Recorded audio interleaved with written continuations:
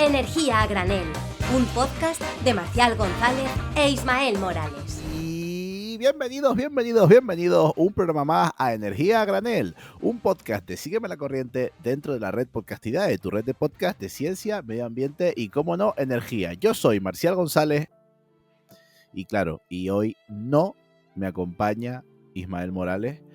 Hoy es un día muy difícil para mí por tres cosas, básicamente. La primera es porque, como pueden observar los que nos estén viendo en vídeo y como ya se los estoy contando yo a los telespectadores que nos están escuchando, pues no está Ismael Morales, por lo tanto, pues me falta la mitad de mi corazón y de mi alma. Ismael está bien, hoy no ha podido venir a grabar. Es el primer programa en a lo mejor 85 programas que llevamos que no grabamos juntos. Ismael se ha tenido que ausentar. Está bien, le mandamos un abrazo, pero hoy, desgraciadamente para todos ustedes, pues voy a estar yo solo. Y desgraciadamente también para mí. ¿Por qué? Pues porque esto de hablar solo se me hace raro. Es decir, normalmente conversacional con Ismael es mucho más distendido.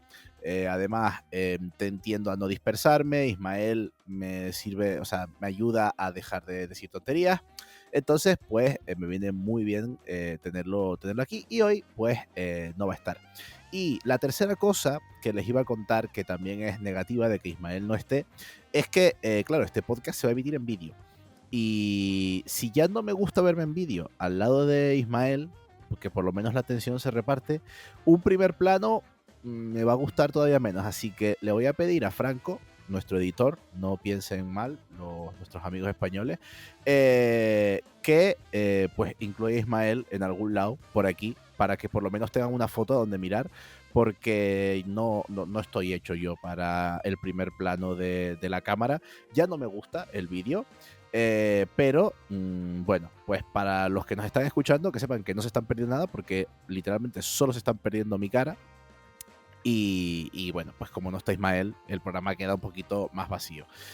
Cosas que les tengo que contar, porque claro, los que sí que están siempre con nosotros y que no nos abandonan son nuestros súper amigos de Fractal, ya lo saben, con sus soluciones de mantenimiento predictivo, que además este año están luchando contra el plástico en el mar y pues tienen esta promoción en la que se han aliado con Gravity Wave para limpiar 3.000 kilos de plástico del Mediterráneo en 2025, y por cada nuevo cliente que se una a Fractal en España retirarán 30 kilos de plástico hasta llegar a esas 3.000 toneladas. Como saben, yo les invito a mirar todas las posibilidades y todo lo que nos ofrece nuestros amigos de Fractal en su web, que ya se la saben de memoria, son www.fractal.com, www.fracttal.com. Bueno, como esta intro tiene que ser cortita, porque yo tampoco me gusta quedarme a mí hablando solo, y yo creo que escuchar solo mi voz todo el rato pues se les va a hacer bola. Puedo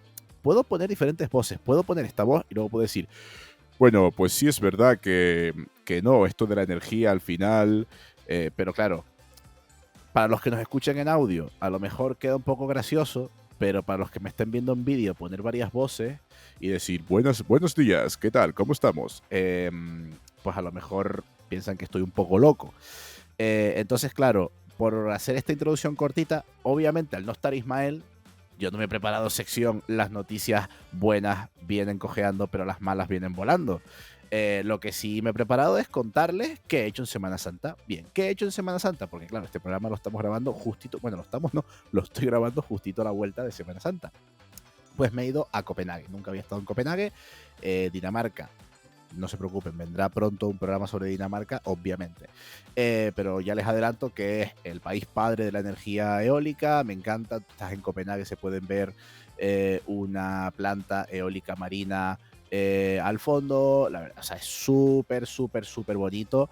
Les recomiendo mucho que vayan. Yo vengo súper enamorado del viaje, y comentarles también que me han regalado una cosa, porque me vi con una amiga en Copenhague y me han regalado una cosita que es esto que está aquí, que ven, en verdad estoy enseñando algo. Dije que no me gustaba verme en vídeo, así que me he buscado este compañero para que me acompañe aquí en este primer plano, que es que literalmente soy yo. Es para los amigos que nos están escuchando por podcast, es un patito que tiene un aerogenerador y un panel solar en la mano. O sea, ¿me pueden hacer mejor regalo, por favor? O sea, me encantó. Es como mi esencia hecha patito. un 10. Muchas gracias a la mía que me lo regaló. Y bueno, pues como les comentaba, estuve en Copenhague y me volví a enamorar, porque yo siempre he estado enamorado de una tecnología muy guay, que es la eólica marina, de la cual si llevamos 85 programas de este podcast, todo lo que no sea haberle dedicado esos 85 programas a la eólica marina, pues son pocos. Y pues ya que hoy decido yo al 100%, he decidido dedicarle este programa a la eólica marina. No se preocupen, porque no voy a estar hablando yo solo. Afortunadamente, nuestro súper colaborador Sergio está disponible. Voy a llamarle, vamos a hablar de la energía eólica marina. Va a ser conversacional, van a escuchar más voces que no sean todas producidas por mí, lo cual para ustedes y para mí es de agradecer. Así que bueno, después de esta intro tan cortita, vamos con la entrevista y hablar de esa tecnología que me encanta, y además no está Ismael de por medio para no dejarme decir cosas de ingeniero. Vamos a entrar de ingeniero a ingeniero en los detalles, en lo que verdaderamente es flipante de esta tecnología eólica marina, a la cual le vamos a dedicar un par de programas, los siguientes programas, ya se los aviso, ya lo verán, lo tenemos todo debidamente planificado. Este va a ser el primero, un poquito para sentar las bases de todo, así que vamos ya con la entrevista. En un segundito vuelvo ya con otra persona, menos mal, y ahora nos vemos, chao.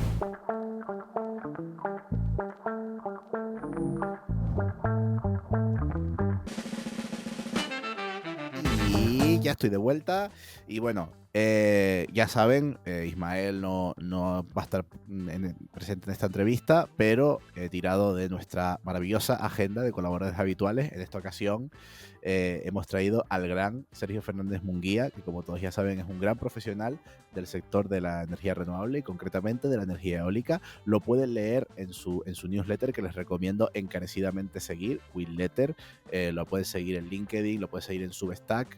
La verdad que tiene una información súper guay, y le he pedido que parte de esa información la traiga hoy a este programa en el que vamos a hablar de eólica marina. Sergio, bienvenido a la que casi que ya es tu casa. Ya este programa tú te sientes aquí como pez en el agua, jaja, lo pillas. Es que no tengo Ismael para cortarme los chistes malos, entonces claro, así estamos. Bienvenido, Sergio, ¿qué tal? Muchas gracias por la invitación, Marcial, y bueno, sí, aquí me siento como en casa, o sea que encantado de estar aquí otra vez. Bueno, vamos a hablar hoy de la que sin duda es mi fuente de energía favorita, que es no solo la eólica, sino la eólica marina, ojo. Una fuente de energía súper interesante, que está cada vez más a la orden del día. En España además es súper novedad, iremos desglosando todo poquito a poco. Como a nosotros nos gusta empezar por el principio, la primera pregunta es básica, es ¿cómo está a día de hoy en el mundo la energía eólica marina? Vale, pues por hacer un repaso mundial un poco, ¿no? de cuáles son los países más avanzados, ¿no? Los que más potencia instalada tienen. Pues bueno, el primero, quizá no sorprenda a nadie, ¿no? En esto de las renovables, es China, ¿no? Que tiene el 50%, la mitad de toda la eólica offshore instalada a nivel mundial está en China, que se dice rápido. Esto sería pues casi 40 gigavatios, no llega a unos 37, 38 gigavatios. Sí que es verdad que en el caso de China es un mercado muy local, ¿no? Con proveedores locales y un poco opaco, ¿no? Un poco menos accesible, ¿no? A información para nosotros. Como casi todos los mercados en China. O sea, al final es algo tan grande y tan propio, tan único, que generan un ecosistema propio.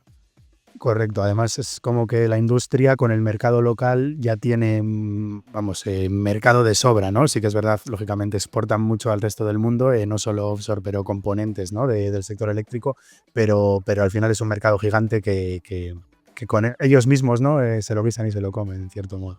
Uh-huh.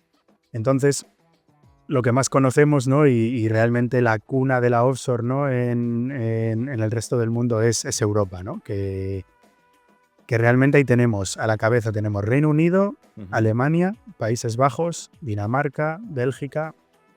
Digamos que Reino Unido es el país que está a la cabeza. Sí, eso que hemos hablado muchas veces, ¿no? De que, bueno, hasta que empezaron otras regiones del mundo a florecer en esto de la eólica marina. Lo venimos comentando, que son estas regiones de Mar del Norte, Mar Báltico, las que más se está viendo, más se vio esa primera explosión de eólica marina, aunque bueno, también la tenemos floreciendo en otros lugares en el mundo. Eso es. De hecho, lo que has dicho del Mar del Norte es como un regalo, ¿no?, que les tocó. Al final tienes una zona con mucho recurso y con muy poca profundidad del lecho marino, ¿no?, que bueno, luego eso lo comentaremos más adelante. Pero sí, fuera de Europa tenemos otras regiones en el mundo. Una es Taiwán, que digamos que es el país que más offshore tiene, aparte de China y de la región europea, digamos.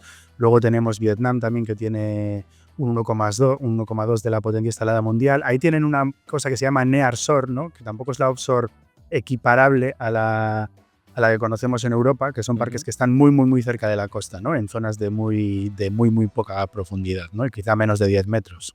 Literalmente, bueno, sin ni onshore ni offshore, sino directamente shore, o sea, en la costita, pegado. Eso es. Que son, bueno, ya te digo, es un mercado un poco diferente, ¿no? Y luego, bueno, tenemos, por otro lado, Estados Unidos, que está sufriendo ahora algunas turbulencias, bueno, por el cambio de administración, etcétera, por llamarlo así, pero que sí que es verdad que siempre ha ido rezagada, ¿no?, digamos, a remolque de Europa. Y de hecho, ahora se están montando pues algunos de los que son los primeros parques a gran escala, ¿no?, en Estados Unidos. Hasta ahora solo había habido pues algún parque piloto con unas pocas turbinas. Pero sí que es verdad que ahora la cosa parece que está un poco paralizada. Y de hecho, esta semana o la semana pasada ha saltado la noticia de que un parque que está en construcción, o sea, con monopilotes ya montados y tal, que ha sido paralizado para volver a revisar permisos y tal por la administración. Vamos, un escándalo, por así decirlo. Veremos cómo queda al final, pero es un parque en construcción que son inversiones milmillonarias, por así decirlo. Joder, o sea que vamos, Trump ha llegado a revolucionar todo el mercado americano, no solo el de las energías renovables, como en este caso de la energía eólica. Él, todo lo que no sea pinchar el suelo y sacar petróleo, se ve que no le interesa mucho. Pues eso parece, sí, pero bueno, esperemos que se solucione, porque, bueno, una cosa es paralizar nuevas promociones o nuevos proyectos o no permitir que se desarrollen, pero parar uno que está en construcción parece que no tiene ningún sentido, vamos. Tal cual. Bueno, pues ya tenemos un poquito pintado cómo está desarrollándose poco a poco la eólica en el mundo, o qué agentes tenemos así en el mundo. Vamos un poquito, si quieres, a intentar en Europa ubicarnos un poquito más para ir llegando cada vez más hacia España. Ya hemos localizado, ¿no?, esos países grandes, pues ese Mar del Norte, ese Mar Báltico, donde, bueno, pues como tienen esas aguas poco profundas, se ha ido instalando eólica marina ahí. Pero bueno, ¿qué rol tiene ahora mismo la eólica marina dentro de la Unión Europea en comparación con otras fuentes de energía? Vale, pues realmente la eólica, bueno, ya todos conocemos que es una de las principales fuentes eléctricas de la Unión Europea, ¿no?, de generación de electricidad. Y la offshore, pues, tiene un pastel, digamos, bueno, a pesar de que la onshore sigue siendo la que más se instala, ¿no? Es verdad que la offshore se lleva todas las fotos, por así decirlo, porque quizá es más atractiva, ¿no? Como has dicho, que también es tu favorita, ¿no? Claro, queda mucho más guapa en la foto. Eso es así, yo estoy de acuerdo con eso, pero la realidad es que la onshore sigue siendo la protagonista en cuanto a número de instalaciones, ¿eh? Si hablamos en megavatios o gigavatios. Claro que es verdad que a igualdad de gigavatios instalados, la offshore también genera más, ¿no? Claro. Entonces tampoco sería una comparativa justa hablar de gigavatios. Vale, bueno, tema países. Lo que hemos dicho es que Reino Unido es el líder, ¿no?, con 16 gigavatios instalados, ¿vale? Y el siguiente sería Alemania, con 9. Luego ya tendríamos Países Bajos, que a pesar de ser un país pequeñito, pues tiene 5 gigas, ¿no? Que es muy, muy relevante para un país de su tamaño. Luego tendríamos a Dinamarca, que también es un país pequeño y que es un poco la cuna de la eólica, ¿no?, en Europa. que tiene 3 gigas de offshore instalados. De hecho, lo comentaba en la introducción que estuve en Copenhague la semana pasada y es que se ve, o sea, tú estás en Copenhague y se ve el parque eólico marino literalmente o sea, a las afueras de ahí de la costa. La verdad que da una imagen pues muy, muy pintoresca. La verdad que yo que soy fan de esta tecnología Sí. fue una de las cosas que me cautivó de la ciudad. No, al final es la cuna de la eólica en Europa, tanto en onshore como en offshore, ¿eh? Al final son los pioneros. Y de hecho, bueno, tienen a Vestas, ¿no? Que es uno de los líderes mundiales en fabricantes y que nació allí, Claro, básicamente. tal cual. Vale, y luego tendríamos también Bélgica, tiene unos 2 gigas, que es bastante relevante, y tenemos a Francia también, que tiene también 2 gigas, que bueno, a nivel de Europa pues tampoco es ahora mismo una posición muy, muy alta, por así decirlo, ¿no? Uh-huh. Pero tiene un pipeline de proyectos que igual comentaremos más adelante, tiene una apuesta bastante decidida por la offshore, que a Francia se la conoce, ¿no? Por ser la potencia nuclear, pero lo cierto es que tiene una estrategia y una apuesta por la offshore, tanto fija como flotante, que eso también es importante decirlo, de cara a los próximos 10 años, pues muy, muy potente, Sí, eso te iba a es comentar, llamativo. porque Francia es verdad que hace unos años no estaba entre esos agentes dominantes de la eólica marina que hemos ido relatando, por Reino Unido, Dinamarca, Alemania, pues todas esas naciones que dan hacia el Báltico y hacia el Mar del Norte.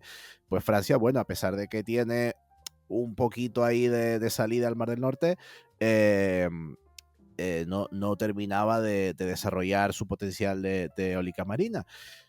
Yo la verdad que el único parque eólico que he estado es justamente en Francia, en la parte de Nantes, en Bretaña, en Saint-Brieuc. Tuve la suerte de estarlo visitando, cómo lo instalaban y demás. La verdad que guapísimo todo.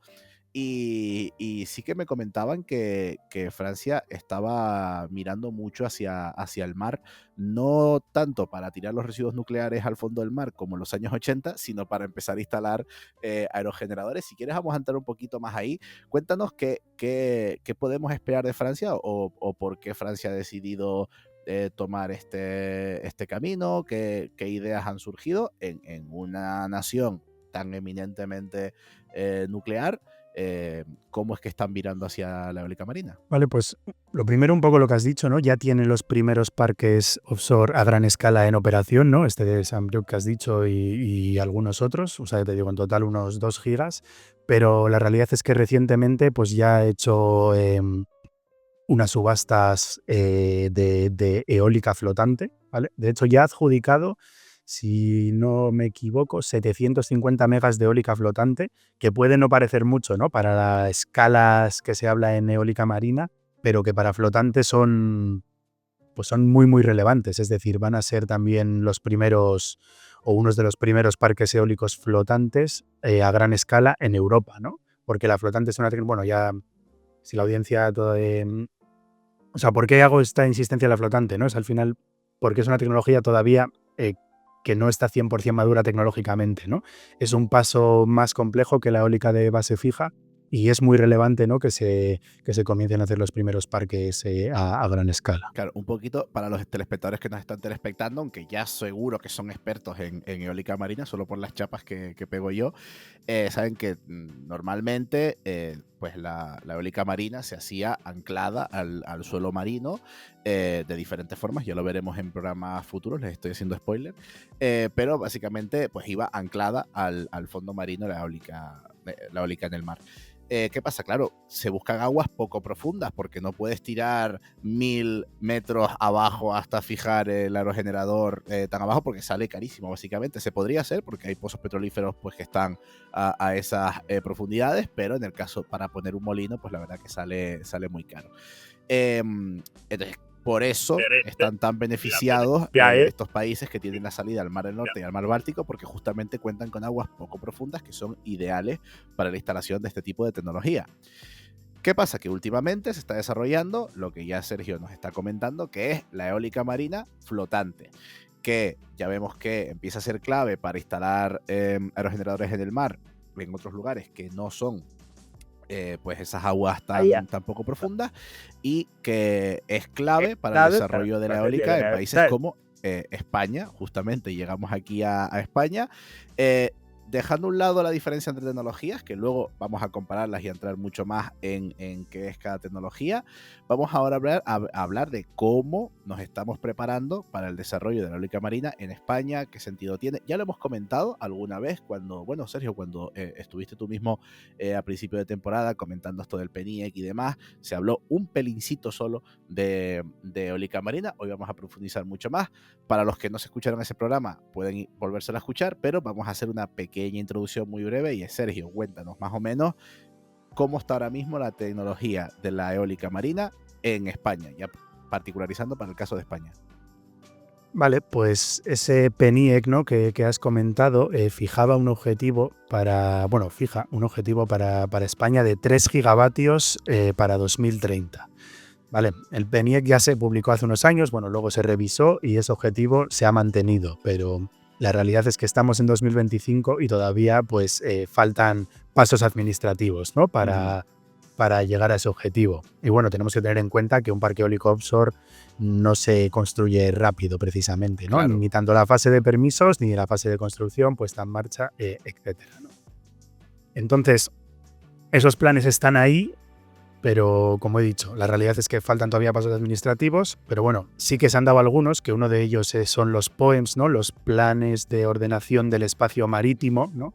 Que esto es básicamente, pues son ciertas zonas identificadas en la costa española, tanto peninsular como en Baleares como en Canarias, ¿no?, que han sido identificadas como aptas, ¿no?, o las zonas donde se puede instalar eólica marina. Y solo se va a poder instalar, al menos de momento, porque estos POEMs se revisan, creo que en 2027 habría una revisión y igual podrían cambiar unas áreas, ampliar, lo que sea, pero solo se va a poder instalar eólica marina dentro de esas áreas. Claro, esas áreas pues han sido analizadas y definidas teniendo en cuenta temas como la biodiversidad, cómo afectan a la pesca, defensa o el ejército. Súper importante. Eso sí, Claro, y no vas a poner, igual que tienes que tener en cuenta que no vas a plantar un aerogenerador marino en la Posidonia en Mallorca, tampoco lo vas a plantar en el estrecho de Gibraltar, donde hay un tránsito de barcos y cargueros espectacular. O sea, no es tan fácil en España buscar lugares donde poner eólica marina, pero aún así se han identificado unas ciertas áreas, como tú comentas.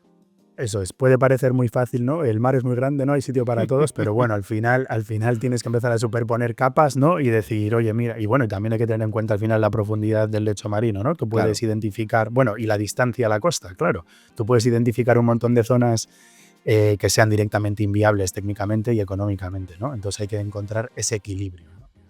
Y bueno, hay 19 zonas de alto potencial que se llaman, y básicamente es en torno al 0,46% del espacio marítimo español. O sea, muy poquito. Unos 5.000 kilómetros cuadrados, perdón. Que nos pone un poco en perspectiva de que al final eso es muy poco. O sea, Claro. Esa es la realidad. ¿Y cabrían esos 3 gigavatios en ese 0,46%? Sí, más que de sobra. No recuerdo ahora mismo cuál es el potencial, pero sí. O sea, cuál es el potencial, ¿no?, que entra en esos 5.000 kilómetros cuadrados, pero más que de sobra para esos 3 gigas. Un dato que voy a dar un poco de estos que se dan simplificando, ¿no?, y haciendo cálculos de servilleta, que hace poco vi un artículo que decía, bueno, hace poco no, hace ya unos años vi un artículo que decía que toda la energía primaria que consume la humanidad en la Tierra se podría alimentar con eólica marina usando el 7% de toda la superficie de océanos en el mundo. Para que vean un poco todo el agua que tenemos y el potencial que tiene esta tecnología. No estoy hablando de toda la generación eléctrica, sino estoy hablando de toda la energía primaria. Obviamente, esto es un dato que vale para el papel, ¿no? Pero para hacernos una idea de todo el potencial que tiene esta tecnología. Buen dato. Va a poner un poco en escala. Vale. Más cositas de España. Sí, más cosas. Respecto al tema regulatorio. El siguiente paso ha sido que ya se aprobó un Real Decreto, ¿no?, que regula la producción de energía eléctrica en instalaciones ubicadas en el mar.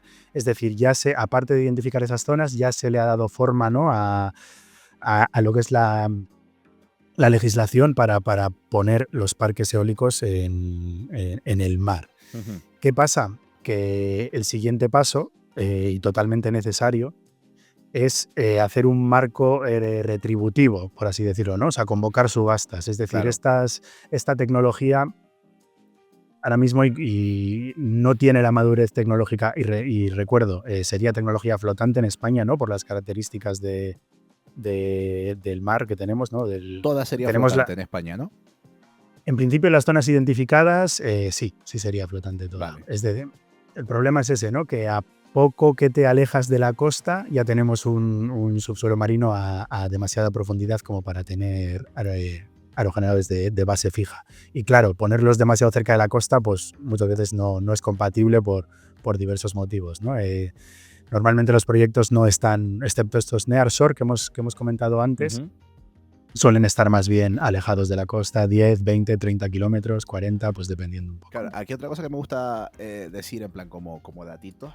Yo voy soltando datos y ya Sergio me los corrige si son erróneos. Pero al final todos estos parques se piensan en distancias en la costa pues superiores incluso a los 40 kilómetros. O sea, se habla de 30, 40, incluso hasta 120 Pero, o 150 kilómetros de la costa. Hay algunos claro, parques eólicos que están así de lejos de la costa.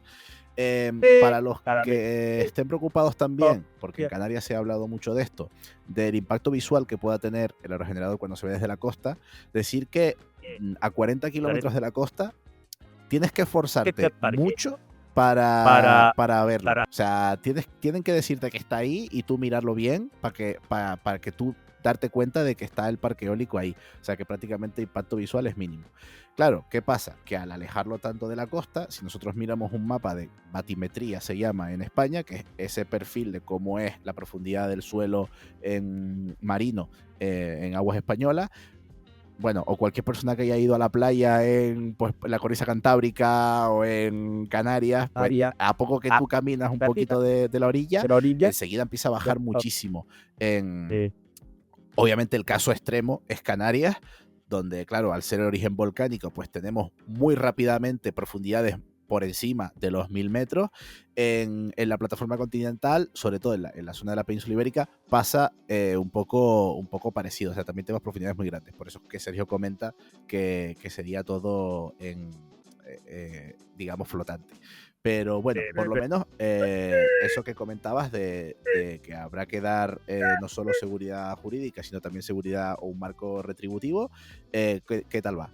¿Cómo estamos con eso? Vale, pues la verdad es que es algo que se lleva ya 2-3 años escuchando bastante, de que se van a publicar, de que se van a convocar de forma más o menos inminente, pero bueno, ya sabemos un poco que la administración pues, suele tener sus tiempos, ¿no?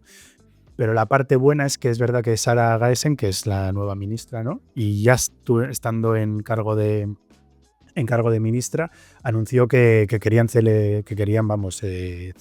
o lanzar esta convocatoria de subastas este mismo año. O sea que eso sería una gran noticia. Sí que es verdad que el sector tiene algunas dudas, ¿no? Porque esto al final no es solo lanzarlo y de una semana para otra, sino que Claro. suele haber una consulta pública, alegaciones un poco entre el sector y el gobierno, alinearse, etcétera. Luego también los promotores necesitan su tiempo para hacer sus números, afinarlos, pues cómo se van a presentar, con qué precios, etcétera.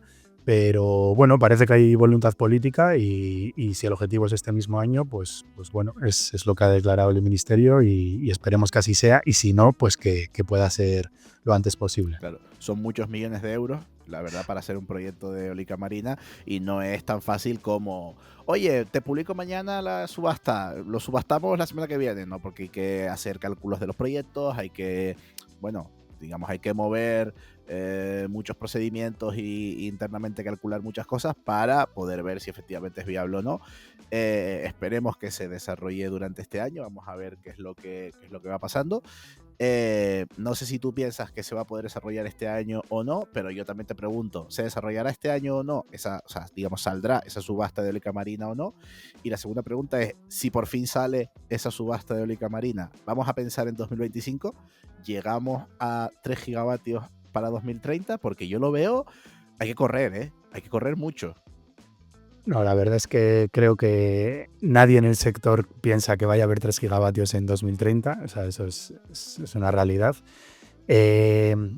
Respecto a la subasta, bueno, suponiendo que sale este año 2025, claro, tenemos que ver cuántos megavatios se van a subastar y dónde van a ser, ¿no? Todo apunta a que tu tierra, Marcial, va a ser la agraciada, ¿no? Para coger el que sería los primeros parques eólicos marinos en España, pero, o sea, bueno, por un lado sería interesante para Canarias, yo pienso, porque además en Canarias la electricidad es especialmente cara, ¿no? Y de hecho está Totalmente. costeada por todos los consumidores españoles, ¿no? En la factura. Y creo que la eólica marina flotante, a pesar de no ser una energía especialmente barata, ¿no? Si lo comparamos con la eólica onshore, con la eólica offshore de base fija o con la solar, podría encajar por costes, ¿no? En Canarias. Totalmente. Pero claro, al final tenemos la limitación también. Iba a dar el dato un momentito, perdón, Sergio, Sí. que iba a dar el dato para que se haga una idea, más o menos la generación en Canarias, o sea, muy por encima, depende de la isla, ¿no? Pero como son grupos de generación convencional, diésel, o bueno, muy poquitos hilos combinados, pero que funcionan en unas horas raras, no tienen un programa muy optimizado, pues suelen estar sobre los 250 euros megavatio hora, lo que cuesta generar electricidad en Canarias. Claro, esos son costes altísimos que vienen dados porque, bueno, pues siempre en los sistemas aislados el coste de generación es más caro porque no puedes optimizar perfectamente la generación. También los grupos de generación convencional que se usan sobre todo en islas pequeñas, pues La Gomera, El Hierro, son ciclos diésel muy viejos, los costes son muy altos, los grupos más viejos, tanto en Granadilla, en Tenerife, como en la central de generación de Barranco Tirajana en Gran Canaria, tienen grupos bastante viejos que tienen esos costes bastante elevados, y a poco que los consigamos bajar un poquito, pues ya no solo estamos reduciendo emisiones, sino también reduciendo los costes de generación del sistema extrapeninsular. Correcto. Lo único, el problema, por así decirlo, o el hándicap de Canarias es que la red eléctrica, la demanda, el consumo también es limitado, ¿no? Es decir, no podemos poner 3 gigas en Canarias, ¿no? No caben. Ni mucho menos. Tendríamos que consumir mucha energía más para que pudiéramos instalar 3 gigavatios de eólica marina. Entonces, ahí está, suponiendo que sería en Canarias, y concretamente Gran Canaria, parece que es la mejor posicionada. Aquí esto probablemente me lo puedes puntualizar tú mejor, pero 200, 300 megas sería algo bastante más razonable y ya sería bastante grande. Sí, la verdad que hay algunas licitaciones que yo he visto, incluso de ACS, la empresa de Florentino Pérez, dijo que estaban estudiando para hacer un parque eólico. La mayor parte, como dice Sergio, se ubican en la costa sur este de la isla de Gran Canaria. Cualquier canarión que viva por ahí ya sabe que ahí hace viento. De hecho, hay muchos parques eólicos por la zona, pues desde más o menos desde Telde hasta abajo, hasta Ingenio. Pues hay muchísimo viento por toda esa cara de la isla. En el mar, muchísimo mejor es este recurso. Y bueno, pues es verdad que ahí siempre ha habido mucho interés. Ahora, por lo que nos cuenta Sergio, parece que cada vez se está materializando más. Y una de las cosas también que está muy guay, Sergio, es que justo esa zona de la isla cuenta con lo que se llama PLOCAN, que es la Plataforma Oceánica de Canarias, que es un banco de pruebas, un centro de investigación, un centro de pruebas público, donde ya se han probado prototipos de eólica marina flotante, bueno, entre otras tecnologías de generación. O sea que no van, por así decirlo, de ciego a instalar en esa zona. De hecho, a pesar de que la flotante, pues bueno, al final es un hándicap, ¿no? Que tenemos en España respecto a otros vecinos europeos, ¿no? Que tienen la suerte de tener ese mar poco profundo. Por otro lado, también es una oportunidad, por lo que has dicho. Al final está el PLOCAN, que es un banco de ensayos, ¿no? Para energías marinas, y se ha probado flotante. Luego aquí en Vizcaya también tenemos uno, ¿no? Que es el BIMEP, donde también hay un prototipo de 2 megavatios flotante de la empresa SciTech. Al final, también ese hándicap, por así decirlo, te hace pues tener centros de investigación, te hace ser puntero, ¿no? O estar ahí con los principales players, ¿no? Que están investigando en eólica flotante. O sea que también habría una oportunidad de que España fuese un hub de tecnología, de conocimiento, ¿no? No solo de instalación, sino sino exportar tecnología allí donde haga falta la eólica flotante, que tiene mucho potencial en muchas partes del mundo. Tal cual, ya sabemos que exportar tecnología y generar know-how y pues ser pioneros en cualquier desarrollo, al final económicamente te reporta unos beneficios increíbles. Y en España hemos sido pioneros en renovables muchas veces y ahí tenemos empresas como pues Navantia, Iberdrola o otras muchas empresas que fueron pioneras de generación renovable en su momento y han visto un desarrollo internacional muy fuerte gracias a eso. Así que oye, ¿por qué no aprovechar también esto que tenemos aquí para posicionarnos a la cabeza en muchos aspectos? Yo creo que también presenta una oportunidad. No sé tú tampoco cómo lo ves. ¿Ves que esto puede tener sentido o es algo que todavía está muy incipiente y que queda mucho recorrido? Porque sí que es verdad que siempre voy escuchando, sí, un aerogenerador en Portugal que está bueno, más o menos se está viendo a ver qué pasa. Otro aerogenerador por aquí flotante, pero verdaderamente tenemos ya una base sólida para que esto empiece, como bueno, el parque que nos comentabas en Francia, por ejemplo. Vamos a profundizar un poquito más a cómo está esa eólica marina flotante. Vale, la realidad es que sí, hay parques eólicos flotantes en operación, pero son los denominados precomerciales, por así decirlo. Es decir, lo que hay hoy en día en operación, aparte de estos prototipos que hemos mencionado, ¿no? Que igual es una sola turbina con un flotador específico, que es una patente nueva, etcétera. Tenemos otros que sería el siguiente paso, ¿no? Que sería pues precomercial o piloto, y son ya de unas pocas unidades, de unas pocas turbinas, ¿no? Por ejemplo, uno de los más longevos, por así decirlo, es Hywind Scotland. Esto está en Escocia, como su propio nombre indica. Tiene 5 turbinas de 6 megavatios, es decir, turbinas pues ya de un tamaño considerable, aunque más pequeñas de lo que se estila hoy en día, por así decirlo. Este fue puesto en marcha en 2017. Eso sería un ejemplo. Este ya tiene, pues eso, ya tiene 8 años de operación, que es bastante, la verdad. 8 años flotante. Flotante, sí. Este es uno de los grandes pioneros. Ostras, no sabía que había aerogeneradores flotantes de hace tantos años. O sea, yo pensé que todo era como prototipos de 1, 2 megas como mucho, pero ostras, 6 megas, 8 años de operación, ahí hay bastante experiencia. Ya, sí, o sea, sí, hay sí. un montón de horas De acumuladas. hecho, aquí está Equinor, la Noruega Equinor metido, y también está Masdar, creo, y claro, toda esta experiencia. De hecho, Equinor es uno de los referentes, ¿no? De los desarrolladores referentes en cuanto a flotante. Y Equinor también tiene otro en Noruega, que es Hywind Tampen, que le han llamado también Hywind. Y esto sí que son 11 turbinas de 8 megavatios, 8,6 megavatios. Este no tiene tanto, digamos, este se puso en marcha creo en 2022. Pero bueno, o sea, digamos que es el siguiente paso al anterior, ¿no? que hizo Equinor. Es curioso porque estos parques lo que hacen es alimentar plataformas petrolíferas. O sea, no están conectados a la red convencional, ¿no? A la red eléctrica convencional, sino que están conectados a plataformas petrolíferas. O sea, digamos que es una forma de electrificar la extracción de petróleo, por así decirlo, ¿no? Ostras, vale, por eso está Noruega de por medio, vale, ya. Y Equinor, sí. Claro, encaja. Otra cosa que nos hemos contado es que toda esta tecnología flotante, ya lo decíamos antes, ¿no? Verdaderamente esto de poner flotadores ya existe, o sea, lo lleva usando la industria del petróleo toda la vida, pero claro, no es lo mismo hacer un flotador para una subestación y para una, digamos, central de extracción de petróleo grande, que además va a extraer un montón de litros y va a dar un montón de dinero, que para un aerogenerador que al final tiene unos requerimientos pues diferentes. Digamos que no es lo mismo en términos de rentabilidad, pero básicamente la tecnología ya está muy, muy, muy depurada porque la lleva usando la industria del petróleo muchos años y ahora la eólica la está aprovechando. Sí que es verdad que hay que añadir la complejidad de la dinámica, ¿no? O las cargas mecánicas del aerogenerador, ¿no? Que al final tienes un rotor girando, ¿no? Y una plataforma petrolífera es algo más estático, por así decirlo.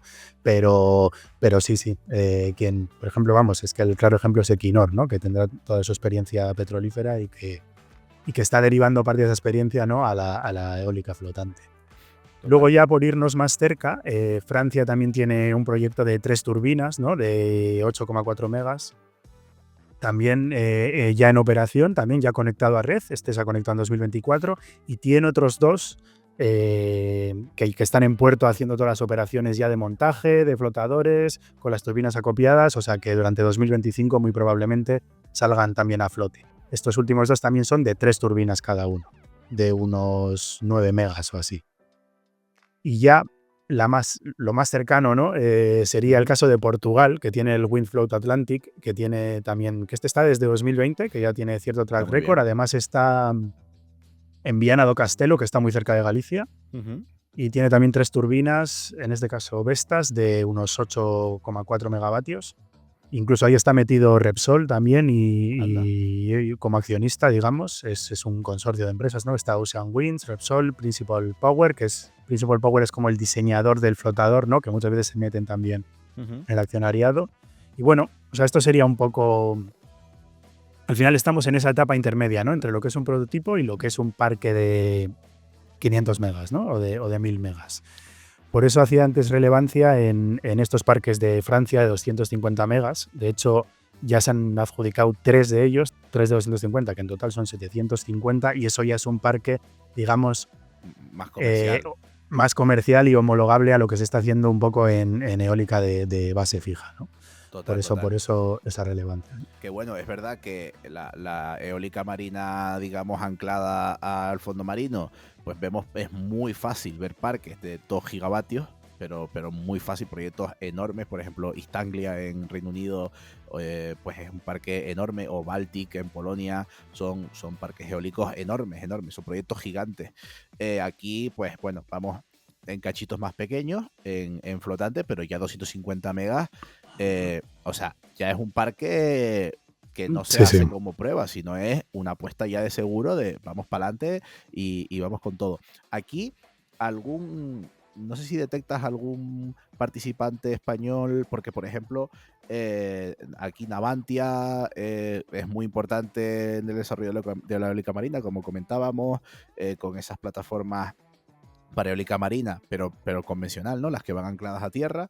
De hecho, bueno, si hay algún asturiano que nos está escuchando, yo que he estado mucho por Asturias, el verano pasado estuve por la zona de Avilés y bueno, ahí se ve la ría de Avilés, cómo está en uno de los laterales de la ría lleno de, o sea, no solo de torres de aerogeneradores, sobre todo para aerogeneradores marinos, sino también pueden ver esos, lo que se llaman jackets, que me hace mucha gracia, chaquetas, o sea, no creo que se les dice chaquetas en español, sino se les llama jackets, que es esos artilugios que sirven para anclarse al fondo marino y poner el aerogenerador encima. Hay diferentes estilos, ya los comentaremos en programas que van a venir más adelante, pero bueno, que todas esas estructuras en España, la verdad que o sea, España es una figura muy importante en su fabricación, en su desarrollo tecnológico, etcétera. No sé si aquí en flotante también estamos bien posicionados o todavía nos queda un poquito. No, completamente. De hecho, Navantia también de estos parques precomerciales que te he comentado, o estos parques, ¿no?, de 3, 5 turbinas, Navantia ha suministrado algunos de los flotadores. O sea, creo que para el de uno que es Kincardine, que está también en Escocia, 5 estructuras. Para el Hywind Scotland que he mencionado, también las 5 estructuras flotantes. Es decir, al final son piezas también que se fabrican en astilleros, por así decirlo, y simplemente, pues en lugar de base fija son flotantes. Pero vamos, ahí España tiene una oportunidad industrial sin duda también. Sea para la industria nacional, por así decirlo, o para parques instalados en España, pero también para parques instalados fuera, ¿no? Claro, es súper importante también coger... Exportación, sí. Claro, es súper importante posicionarnos bien, como decíamos, de cara al futuro desarrollo de la eólica marina. Vamos ahora, Sergio, si no te importa, a un par de números. Primero vamos a comparar un poquito más esa eólica marina clásica, ¿vale? O sea, anclada a tierra con la flotante. Ya hemos comparado el tamaño de los proyectos, más o menos. Vamos a comparar ahora un poco cómo son, pues por ejemplo, los costes que tienen. ¿Qué coste tiene hoy en día la eólica marina normal y la eólica marina flotante? Vale, lo primero, antes de empezar a hablar de costes, es importante decir que al final es muy difícil simplificar mucho y decir, oye, estos son 50 euros el megavatio. O sea, a nosotros nos gusta mucho intentar decir, dime euros megavatio hora y se acabó, ¿no? Así comparo Tal costes. cual. Pero la realidad es bastante más compleja que eso, ¿no? Ujú. Porque en realidad, pues diferentes subastas en diferentes países tienen diferentes normas. Imagínate, la tarifa dura más años, dura menos años, es un CFD en el que cuando cobras de más de mercado devuelves y cuando cobras de menos recibes. Pues un país igual tiene más riesgo, otro menos, un proyecto tiene más profundidad y otro menos, un proyecto tiene más viento y otro menos, entonces es difícil comparar, ¿no? Manzanas con manzanas sin ir al detalle, ¿no? Pero bueno, sí podemos dar en cualquier caso unas referencias, ¿no? De subastas recientes en países de Europa, pues para hacernos un poco una idea, ¿no? Por ejemplo, aquí tengo del año 2022 en Reino Unido, ¿no? De eólica de base fija, que se cerró en 57 euros el megavatio hora, que es muy competitivo Desde luego. ese precio.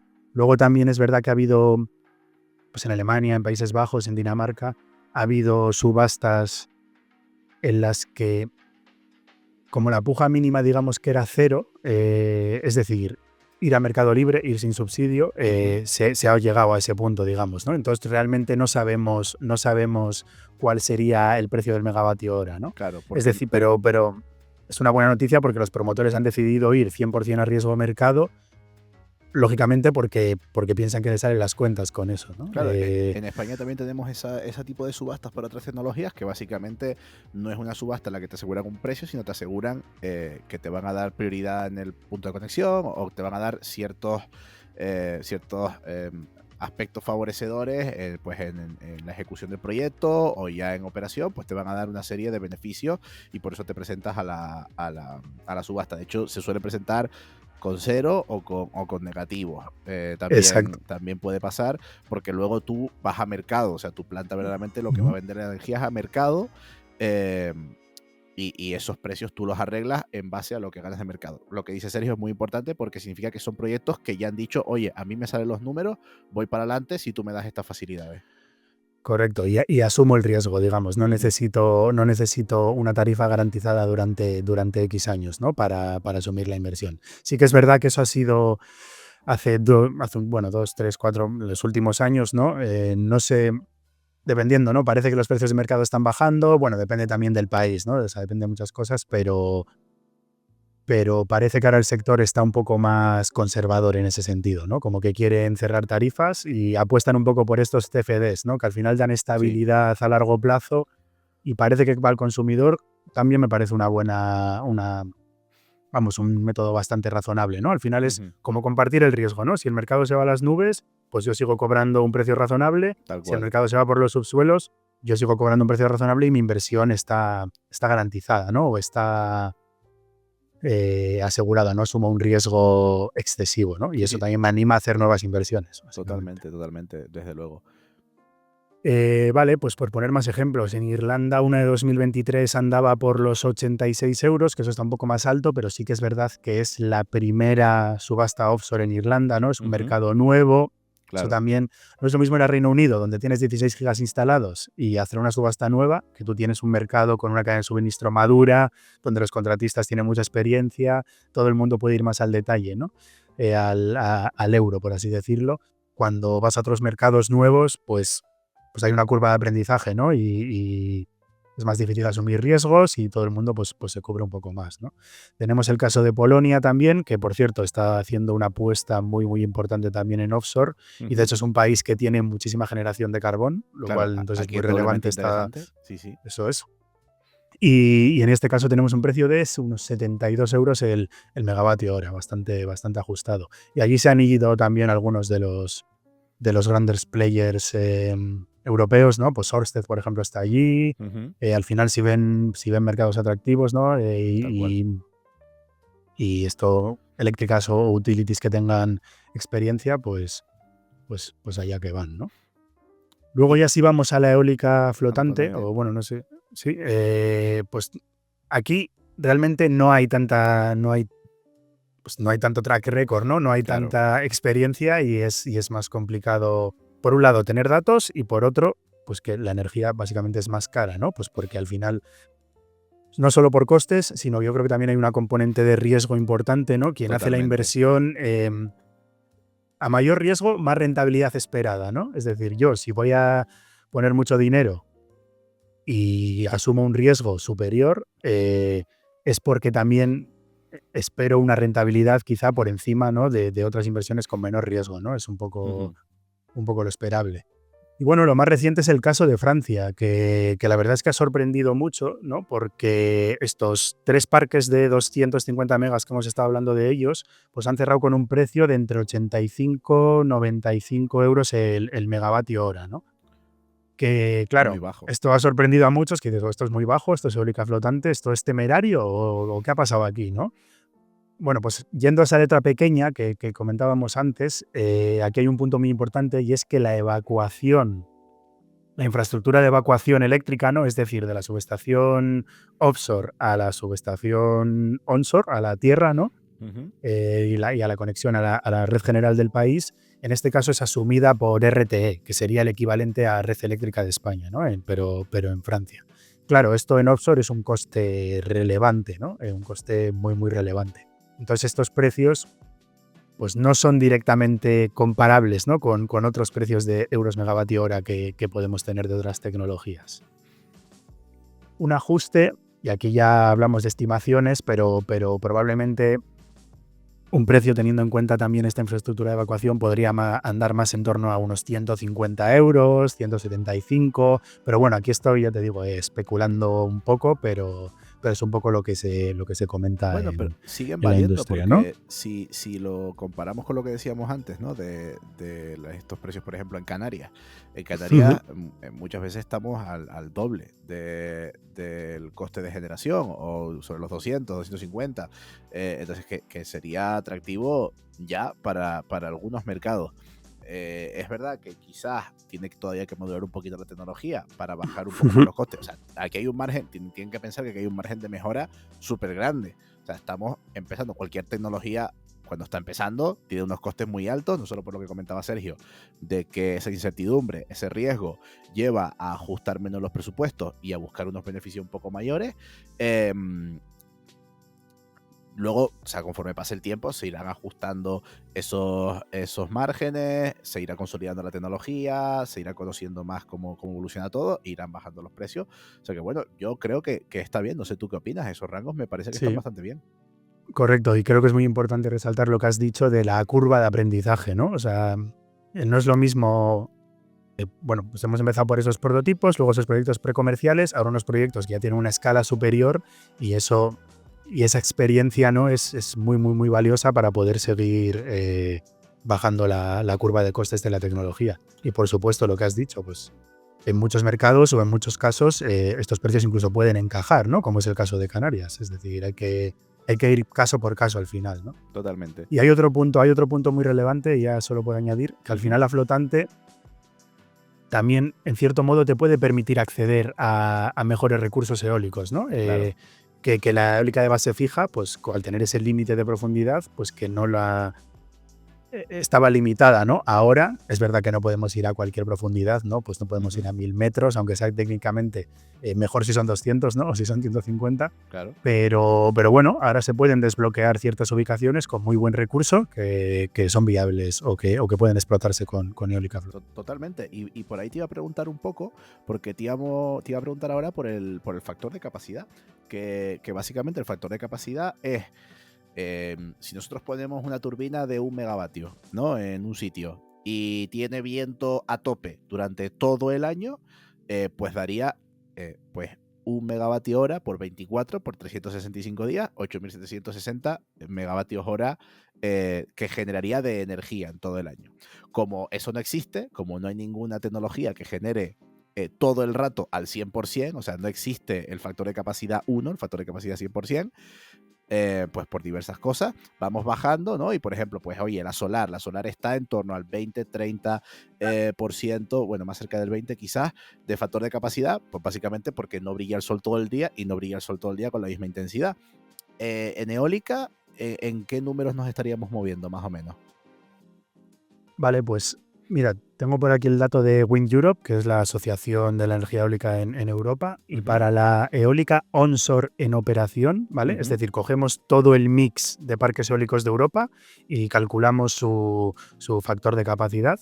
Eso sería un 23%, ¿vale? El que tenemos para la onshore en Europa. Puede no parecer muy alto, pero claro, aquí también hay una trampa, por así decirlo, y es que al coger todo el mix de parques, estás metiendo ahí turbinas que se instalaron ayer y turbinas que se instalaron hace 25 años o 30 años. Entonces, no son turbinas tampoco directamente comparables, pues porque realmente hoy en día, para una misma ubicación y para una misma potencia instalada, las turbinas modernas suelen tener factores de capacidad más altos, pues porque son más altas, porque tienen mayor rotor en relación a su potencia, etcétera, etcétera. Pero bueno, nos quedamos con este dato del 23%. Para la offshore en operación tenemos un dato del 35%. De nuevo, tenemos parques que se han instalado hace muy poco con turbinas de última generación y tenemos otros que llevan operando 15 años, ¿no? Con turbinas pues, de otra generación. Mucho menos eficiente. Correcto. Entonces, pues bueno, nos quedamos con ese mix, 35. Oye, que no está nada mal tampoco. Sí, está muy bien. Y vale, y también Wind Europe da otro dato que es para la nueva onshore y para la nueva offshore. Para la nueva onshore da un rango de entre 30 y 45% de factor de capacidad por estos motivos que he comentado, ¿no? Al final son turbinas más grandes que suelen tener las palas más largas y que tienen una relación longitud de pala, potencia nominal, pues digamos menor, ¿no? Entonces pasan más horas cerca de su potencia nominal operando. Y para la nueva, entonces nos quedamos con el rango ese de 30-45%. Y para la nueva offshore da un dato de en torno al 50%. No es muy específica aquí, pero bueno, vemos también ese salto tecnológico, ¿no? De pasar de ese 35 y para la nueva offshore dar en torno a ese 50% de factor de capacidad. ¿Y aquí para la offshore se divide en flotante y anclada a la roca o no? En este caso no hacen el desglose.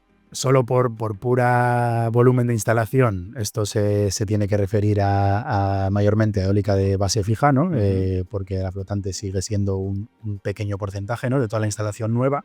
Pero mira, hay un dato muy interesante que este sí que he podido encontrar, que es del parque Hywind Scotland, del que he mencionado antes, que además es el que lleva desde, si no me equivoco, bueno, uno de los más longevos, ¿no? O de los más antiguos que tenemos en Europa en cuanto a eólica flotante, y que declara un 52,6% de factor de capacidad en toda su vida, digamos, ¿eh? O sea, no en un mes puntual o en un periodo muy bueno, no, sino que declara un 52,6% de factor de capacidad en toda su vida operativa. La verdad que es una Lo burrada. cual... O sea, es una burrada. Por poner un poco en comparación, ¿no? La energía que mayor factor de capacidad tiene, la tecnología que mayor factor de capacidad tiene es la nuclear. Si nos vamos, por ejemplo, a algunos reactores de Francia, que es el país nuclear por excelencia, pues algunos reactores, bueno, no porque no haya recursos disponibles, sino porque, bueno, pues no entran en la red o tienen que pagar por mantenimiento, lo que sea. Algunas centrales están alrededor de los del 65% del factor de capacidad, algunas centrales. Si aquí decimos que estamos por encima del 50% en eólica marina, o sea, son datos buenísimos, son datos muy, muy, muy, muy buenos. Estamos ante una tecnología súper buena en cuanto a factor de capacidad, con un recurso al final súper continuo, súper fiable. También se complementa muy bien con la solar, porque el viento sopla más de noche. Esto también es muy importante tenerlo en cuenta. Entonces, son unas tecnologías que ya por factor de capacidad son súper, súper, súper interesantes. Y bueno, Sergio, nos estamos quedando ya sin tiempo. Tengo dos preguntas un poquito más especulativas de cara al cierre del programa. La primera es, porque soy un poco friki, es sobre el tamaño de las turbinas. Porque bueno, para flotante no hemos empezado en onshore, en tierra. Normalmente se instalan turbinas de 2,5 megavatios, 4, 5 megavatios. Ver una turbina en tierra de 6 megavatios ya es algo bastante raro a lo que yo tengo entendido. Y ahora en flotante, en la marina, empezaste hablando de 6 directamente, luego subiste a 8 y medio, y eso en la flotante, porque en la no flotante tenemos datos muchísimo mayores y parece que cada vez van a más, ¿no? Yo hace poco veía que se estaban instalando turbinas de 12 megavatios y estaban anunciando turbinas de 15. Estaban las de 15 y estaban anunciando las de 20. ¿qué rangos de potencia tenemos ahora? Y sobre todo, ¿hasta dónde vamos a llegar? O sea, ¿cuándo van a decir, bueno, mira, hasta aquí, 37 megavatios es lo más grande que vamos a construir? La verdad es que el tema de cuál es el límite es, digamos, una pregunta recurrente, ¿no? Pero yo creo que nadie tiene respuesta a esa pregunta, porque si le preguntáramos a profesionales del sector de hace 15 años, probablemente te hubiesen dicho un límite que ya hemos superado hace mucho, ¿no? O sea, es decir, no... Vamos, no sé si alguien hace 15 años se iba a imaginar que íbamos a tener hoy en día, íbamos a estar instalando turbinas de 15 megas, ¿no? Ese es el tema. Entonces, respecto a límites... Yo cuando empecé a estudiar el máster de energía renovable, o sea, me acuerdo de leer cosas y de los apuntes y tal, que se decía que 10 megavatios era lo máximo, que no íbamos a superar los 10 megavatios, y estamos ya por 20, o sea, que me refiero que ¿dónde está el límite? Correcto, o sea... No me atrevo ni a especular realmente. Y si además vemos, por ejemplo, lo que se está empezando a ver en China, pues menos aún, ¿no? Pero bueno, vamos a recapitular, ¿no? Uh-huh. Tengo aquí un par de datos que realmente nos muestran lo que ha sido la evolución del tamaño y la evolución tecnológica del sector, ¿no? En el año 2015, la potencia media de los aerogeneradores onshore instalados en Europa era 2,5 megavatios. O sea, hace 10 años, 2,5 megavatios. Uh-huh. En el año 2024, ¿no? Que es los datos que se tienen en el último informe, ¿no? La potencia media de todos los aerogeneradores onshore instalados en Europa ha sido 4,6, ¿vale? O sea, es decir, hemos doblado, pero prácticamente doblado la potencia media. Claro, esto es un mix de países, ¿no? Hay países que por permisos tienen turbinas más pequeñas, otros tal, otros más. Realmente en España, tú has dicho que has comentado que ver turbinas de 6 megas es raro, pues realmente si cogemos el coche ahora y vamos a parques en instalación, parques que estén ahora siendo instalados, me atrevería a decir que muchos de ellos tienen turbinas de 6 megas, de 6,2, o sea, ya por encima de los 6, varios de ellos. Vale. Y ahora te voy a dar el dato de offshore. En el año 2015, la potencia media instalada la potencia del aerogenerador medio instalado era 4,2 y en 2024 ha sido 10,1, ¿vale? O sea, en 10 años aquí hemos más que doblado casi triplicado, vamos. Eso es, porque en offshore al final también crecer en offshore es más sencillo, ¿no? Porque no tenemos estos límites logísticos que tenemos en tierra. Al no haber una carretera por la que tienes que mover la pala, correcto, sino ser correcto. El mar una cosa sin puertas, pues eso es una autopista al infinito, entonces no hay ese problema. Y ya yendo más a modelos concretos, es decir, bueno, hemos hablado de potencias medias instaladas, ¿no? Que eso al final es un mix, unos son más grandes y otros más pequeños, pero realmente lo que se está instalando hoy en offshore, en parques que se instalan hoy, está en el rango de entre 10 y 13, ¿no? Principalmente, de entre 10 y 13 megavatios. Y sí que es verdad que recientemente Siemens Gamesa ha instalado en Taiwán, además, como hemos mencionado antes, la primera turbina de 14,7 megavatios, ¿vale? La primera, o sea, es una turbina que lleva, digamos, en su portfolio tiempo, pero claro, tú al final la vendes y luego hasta que la instalas pasa un tiempo. Pues ya han instalado la primera, de 14,7 megavatios de ese modelo en Taiwán. Y realmente en el horizonte 2030, 31, 32, lo que se espera en Europa, importante puntualizar, es que las turbinas de 15 megavatios sean un poco el best seller, por así decirlo, ¿no? O sea, de aquí a 2030, 31, 32 vamos a ver turbinas de en torno a 15 megavatios, instaladas principalmente por Siemens Gamesa y Vestas, que se están llevando casi todos los contratos en este caso. ¿Y sería eso una estandarización o vamos a volvernos locos? Claro, aquí realmente hay un poco de pelea, por así decirlo, ¿no? Al final, ahora los fabricantes han optado por esta estandarización que tú hablas, ¿no? Por frenar un poco este crecimiento, ¿no? Porque los últimos años ha sido pues una locura, ¿no? Se ha crecido muy rápido, todo en busca de reducir costes, ¿no? De conseguir conseguir electricidad cada vez más barata, que al final esa es la finalidad.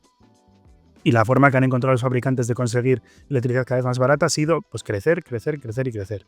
¿Qué pasa? Que eso pues genera unas problemáticas, ¿no? Si tú cada año tienes un modelo de turbina nuevo, pues al final te cuesta industrializar componentes, claro. Industrializar la fabricación, mejorar tus costes, mejorar tu fiabilidad. Entonces parece que los fabricantes ahora están un poco más decelerando ese crecimiento, que no parándolo, sino frenándolo, ¿no? Oye, mira, vamos a coger estas turbinas de 15 megavatios, vamos a afinarlas muy bien, vamos a fabricar un montón de ellas y vamos a hacer un producto, digamos, más estandarizado, más industrializado, ¿no? Entonces, ahí está la cosa. Por eso digo que entre 2030, 31, 32 parece que esas de 15 van a ser el bestseller, ¿no? ¿Qué pasa? Que esto no para, ¿no? Los departamentos de I+D, ¿no? y los nuevos desarrollos pues siguen adelante. Y de hecho, Siemens Gamesa tiene instalado ya un prototipo de 21,6 megavatios, si no me acuerdo mal, y ya lo tiene instalado en Dinamarca. Sí que es verdad que ha tenido un perfil muy bajo la empresa, es decir, no han querido como anunciarlo a bombo y platillo, ¿no? Sino, oye, mira, estamos desarrollando esto, estamos probando y fabricando el prototipo de la próxima generación de turbinas offshore, ¿no? Pero bueno, por ahora, perfil bajo y vamos a ver cómo va, ¿no? Pero bueno, eso está ahí. O sea, eso está ahí, eso quiere decir que la tecnología va a seguir evolucionando, pero bueno, que va a ir quizá un poco más despacio, ¿no? Pero y claro, o sea, eso ya tiene que tener un tamaño monstruoso. O sea, les invito a que busquen fotos de eso porque tiene que ser un auténtico espectáculo. 276 metros de diámetro de rotor, en este caso, 276. Joder. Y la de 15 megavatios tiene 236. O sea, no puede parecer un salto demasiado grande, pero bueno, en estos tamaños... O sea, unos 250 metros de altura y en la de 20 megavatios unos 300 metros de altura, más o menos. Correcto. Madre mía, chiquita locura. Bueno, pues a ver si no te llamamos en 2 años y nos dices, no, ya vamos por 750 megas de turbina. Ya el parque es una turbina sola muy grande y la ponemos a funcionar y ya está. Vamos a ver hasta dónde llega la industria. Bueno, nos quedamos con el dato de que más o menos se estabilizará en esos 15 megavatios en la próxima década. Pero vamos, que aquí literalmente el cielo y el mar son el límite. Por cerrar ya, que al final te estoy teniendo aquí un montón de tiempo, Isma me va a regañar porque normalmente el que me corta es él y hoy no está, así que pues te fastidia. La última pregunta ya es que tires una bola de cristal a cómo va a ser, o sea, qué podemos esperar de la eólica marina de aquí a 2030, tanto, digamos, convencional, digamos, anclada, como flotante. Vale, la realidad es que en los últimos meses o tiempos ha habido un poco como de pesimismo, ¿no? En el sector, o un poco mucho titular en prensa, ¿no? De que se ha cancelado este proyecto, luego que ha llegado Trump y ha cancelado este otro, tal, pero... Si vamos a los datos, la realidad es que se está subastando y adjudicando más eólica marina que nunca, que los planes, especialmente hablando de Europa, ¿no?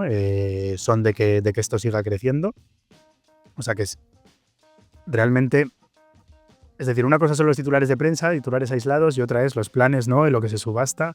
Y en ese sentido, vamos, yo creo que la eólica offshore está en un buen momento, ¿vale? Pues tendrá que estabilizarse, tendrá que adaptarse a los nuevos tiempos un poco, pero vamos, va a seguir siendo una energía protagonista. Creo que puedes estar contento porque tu energía favorita va a seguir teniendo mucho protagonismo. Eso sí, es una industria completamente madura, ¿no? Y que sigue afinando.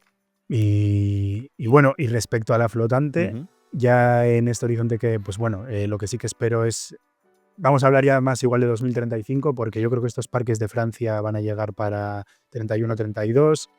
Yo quiero pensar que también veremos en este horizonte también los primeros parques flotantes en España. Y bueno, la eólica flotante, pues eso, yo creo que va a tener estos primeros parques comerciales, ¿no? Ya en varios países. También tenemos por ahí Reino Unido, tenemos a Corea del Sur, que también ha adjudicado. Portugal también tenemos que lleva, digamos, un ritmo similar al de España, o sea que igual también vemos alguno y nada, bien. Y luego también, realmente, pensando en la eólica también de base fija, quedan algunos países emergentes, ¿no? Que no hemos mencionado, pero pues India está haciendo cosas en eólica y es un mercado muy grande. Australia está haciendo cosas en eólica marina, también es un mercado importante. Colombia, Brasil se están empezando a mover, ¿no? Están todavía en una fase anterior, pero bueno, al final la offshore pues se va a expandir a todo el mundo, ¿no? Y a países que ahora mismo pues no la tienen. Claro, es que al final el hecho de que esté en el mar es muy cómodo para, digamos, gestionar el espacio y tu planificación de territorio. Pues, hombre, es mucho más fácil si usamos el mar, que molesta menos que en plena tierra. Pero bueno, me quedo con esas predicciones, Sergio. Te invitaremos más adelante para ver si se han cumplido o no. Que bueno, la eólica marina es una tecnología que siempre nos sorprende. Y bueno, hasta aquí la entrevista de hoy. He sido muy pesado, no está Isma para cortarme. ¿Cómo te has sentido? ¿Te lo has pasado bien? No, yo ningún problema. A mí también me gusta mucho hablar, o sea que por esa parte no te preocupes.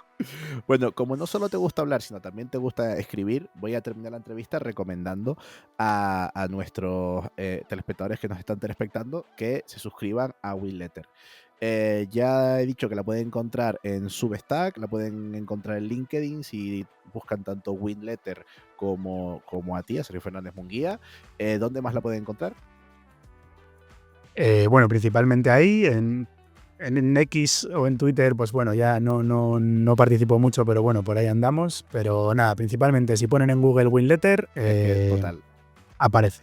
Sí. Y la verdad que está muy bien porque se trae noticias, datos, o sea, uno está súper bien informado y no es muy pesado. O sea, ¿qué subes? ¿Una a la semana o algo de eso? Sí, una a la semana, más o menos, ese es el ritmo que intento llevar. Perfecto, o sea, genial. Y se leen rapiditas, se leen fácil, o sea, que están súper geniales. Y bueno, pues yo he sido Marcial González, @Capitán Renovable en Blue Sky. Me pueden encontrar en LinkedIn también como Marcial González. Y no nos ha acompañado Ismael, así que no voy a decir sus redes sociales porque está castigado. Le mandamos un abrazo allá donde esté. Eso sí, que bueno, le echamos de menos. Esperamos tenerlo en el siguiente programa. También nos pueden seguir, que nunca lo decimos, pero tenemos Instagram de Sígueme la Corriente, en @SígueCorriente. Luego lo estoy diciendo esto porque en próximos programas anunciaremos algo muy guay que estamos terminando de preparar. Y ya saben que nos vemos muy próximamente. Gracias, Sergio, por venir y por ser tan fantástico como siempre. Y nos vemos muy próximamente. Chao, hasta luego. Hasta luego. Continua o alterna, de Thomas o de Tesla, está vivo o está muerto, con o sin cebolla. Sígueme, la corriente, sígueme, electrón con electrón. Sígueme la corriente, suscríbete y sé mi protón.